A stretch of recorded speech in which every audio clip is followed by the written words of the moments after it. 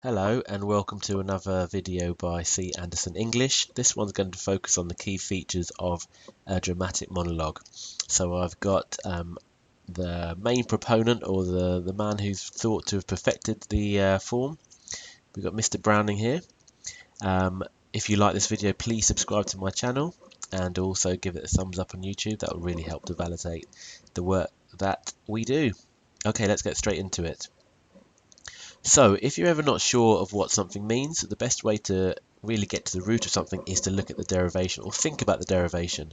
So, if you look at the phrase, someone said to you, this poem is a dramatic monologue. So, how are you going to be able to understand that? You want to break down the word into its prefix, suffixes, and all the roots. So, you have dramatic, mono, and log. Pause the video and see if you can work out what it means, or have a guess at what you think it means, a guesstimate.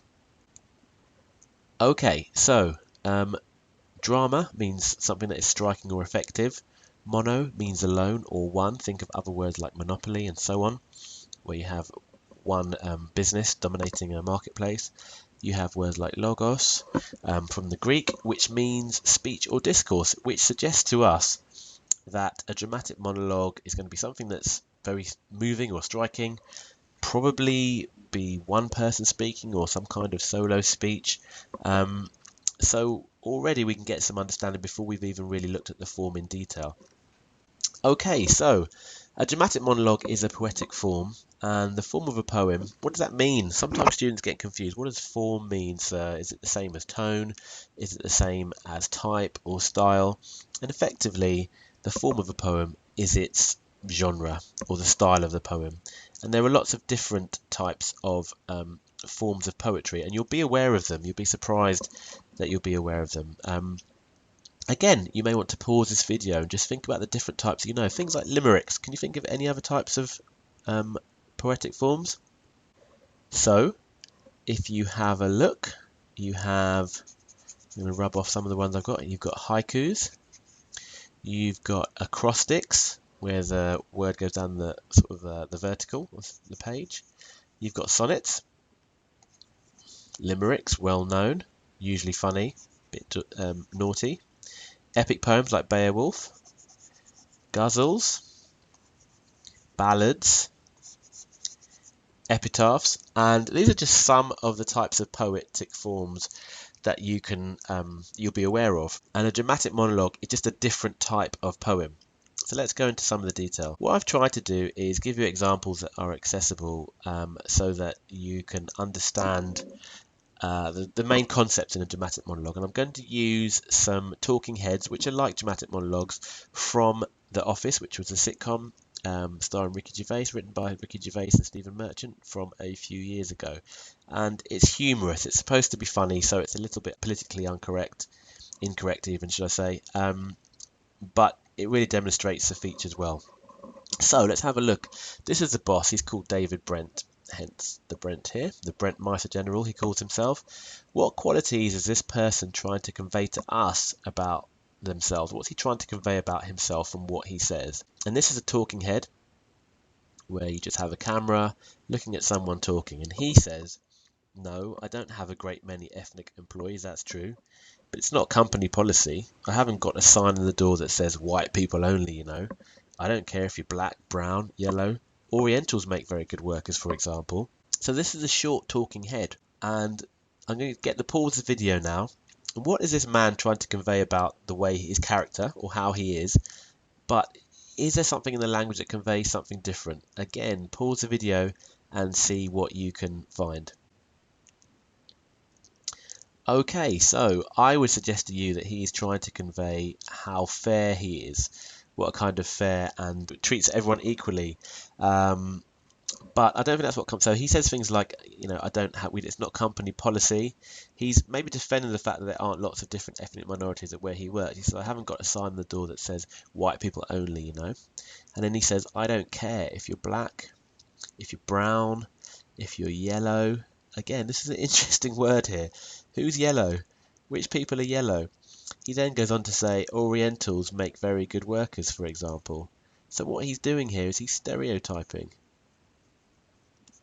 He is suggesting that all people who are Asian. Oriental, again, is not very PC. I don't think it's geographically accurate, first and foremost, but he's suggesting that Oriental people, as he calls them, make very good workers. So he's stereotyping about Oriental people, but yet he's saying he's fair to all. So what you have here is a really interesting example of a dramatic monologue, this tension between trying to convey one thing but conveying another.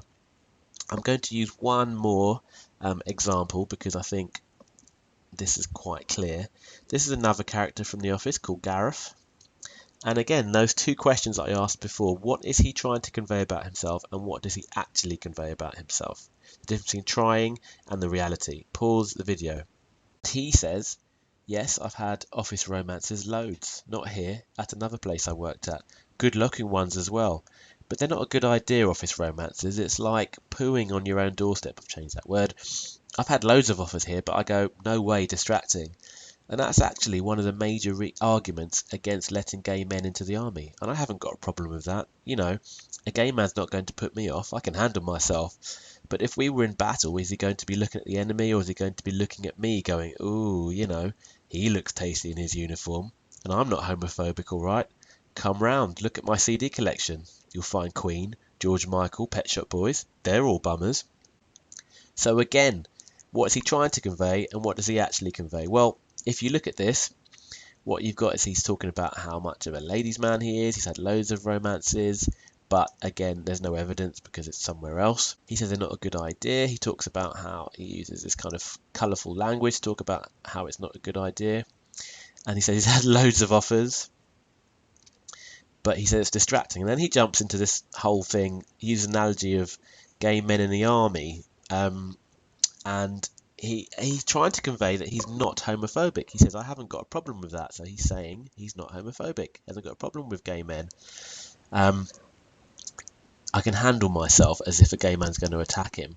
But if we're in battle, is he going to be looking at the enemy? Or is he going to be looking at me going, ooh, you know, he looks tasty in his uniform. So he doesn't seem to have a problem with straight men in the army, thinking that, you know, it's just a bizarre argument. And then he says, I'm not homophobic. So he acknowledges it outright. All right, come round, look at my CD collection. You'll find Queen, George Michael, and then he says they're all bummers. So he uses a derogatory term that doesn't portray gay people at all positively. It's a horrible way to describe gay people, but it contradicts the argument he's saying that he's not homophobic. He says he's not homophobic, yet he calls gay people bummers. And that's where the humour from the sitcom often comes from, in that there's this tension between what the characters are trying to convey and what they actually convey. So, based on those examples that we've just looked at from The Office, what would you say are the key features of dramatic monologues? I want you to really think with this video. Part 2 will explain and give you all the information you need, but I want you to say what you think at this point. Pause the video. Okay, so think about 4 things. Well, one of them is it seems to be you have one speaker. Number 2, there seems to be this disparity or tension between what they are trying to convey and what they actually convey. Tension in presentation, I'll put.